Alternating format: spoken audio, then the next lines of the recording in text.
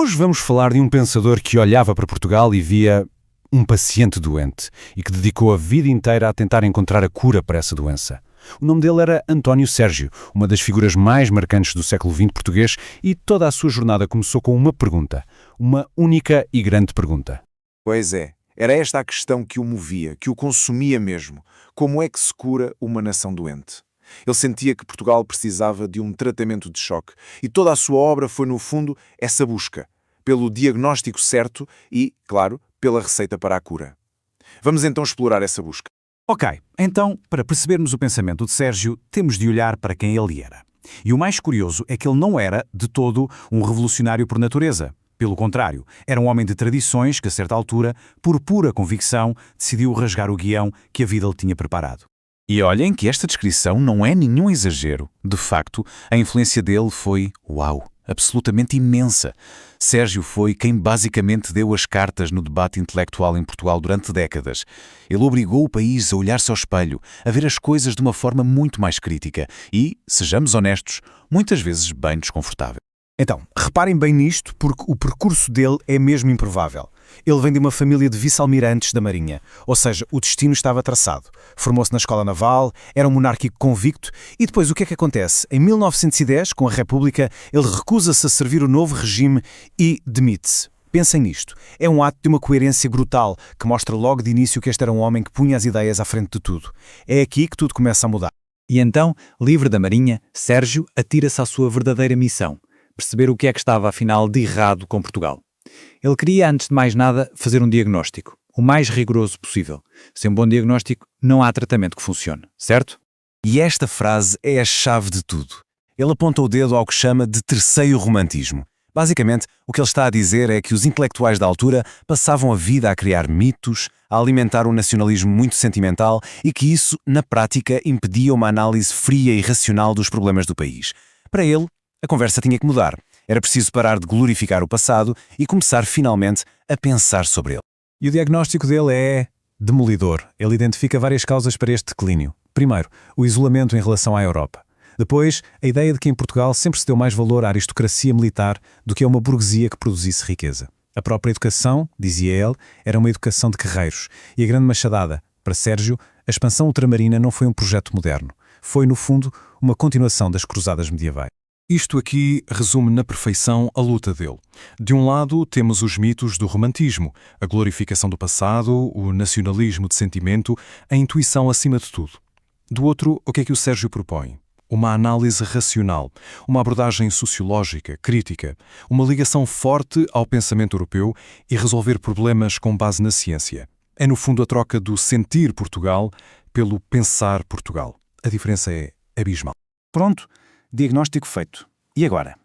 Vem a receita, a prescrição, porque o Sérgio não era só um crítico, ele tinha um plano muito concreto, aliás, para regenerar o país, que assentava em 3 grandes pilares. Então o plano dele era este. Primeiro, na economia, implementar o cooperativismo. A ideia era que os trabalhadores se organizassem em cooperativas para terem controle sobre a produção. Segundo, na educação, e aqui está o coração de tudo, transformar a pedagogia com o que ele chamava de instrução ativa. E terceiro, claro, mudar a própria mentalidade do país através do pensamento crítico. E esta instrução ativa, isto era mesmo revolucionário para a época. A ideia era acabar com a decoreba, com os alunos que só memorizam e repetem.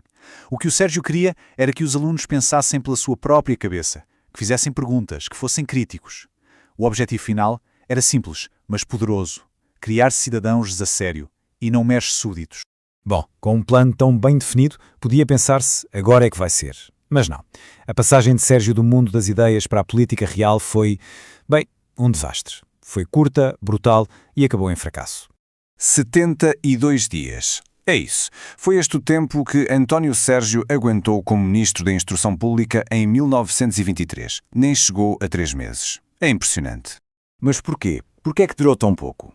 É simples, na verdade. As ideias dele eram demasiado avançadas, demasiado radicais para a classe política daquela altura.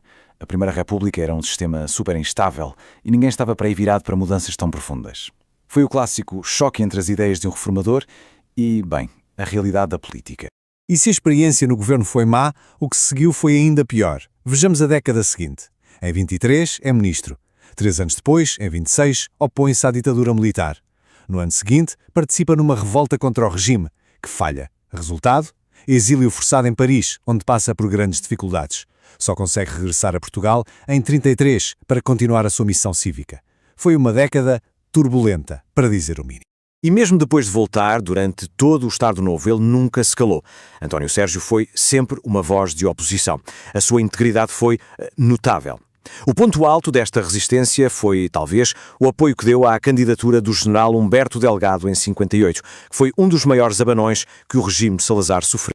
Ok, então, olhando para trás, se os projetos políticos dele falharam um atrás do outro, o que é que fica? Qual é o verdadeiro legado de António Sérgio? A resposta é clara. A sua influência não está nas leis que conseguiu passar, está nas mentes que conseguiu inquietar. A sua grande arma, no final de contas, foram os seus ensaios. Esta obra tornou-se a Bíblia para gerações e gerações de intelectuais, de estudantes, de gente que queria pensar Portugal de outra forma. Foi ali, nos seus textos, que a sua revolução continuou, em lume brando, mesmo quando tudo o resto parecia perdido. E é importante perceber isto. O pensamento do Sérgio não era uma coisa fechada, dogmática. Pelo contrário, ele construiu as suas ideias na arena do debate público. Estava sempre a discutir, fosse contra o saudosismo de Teixeira de Pascoais ou contra as filosofias mais irracionais da época. Ele afiava os seus argumentos à vista de todos e, com isso, ajudou a criar uma cultura de debate que fazia muita falta em Portugal. Portanto, para resumir, a vitória dele não aconteceu onde ele talvez esperasse, no Parlamento, nos governos. A sua vitória foi noutro campo de batalha. Foi nas universidades, nos cafés, nas revistas, foi acima de tudo na cabeça de quem o leu. Ele pode não ter conseguido reformar o Estado, mas conseguiu, sem qualquer sombra de dúvida, abanar e transformar as mentalidades. E isto leva-nos de volta à questão inicial. A vida de António Sérgio é o exemplo perfeito daquela luta, por vezes inglória, entre a força de uma grande ideia e o peso da realidade. A sua história não nos dá uma resposta fácil, mas deixa-nos a pensar. Qual é, afinal, o poder e talvez os limites de um só pensador para mudar o curso de um país? Fica a reflexão. Muito obrigado.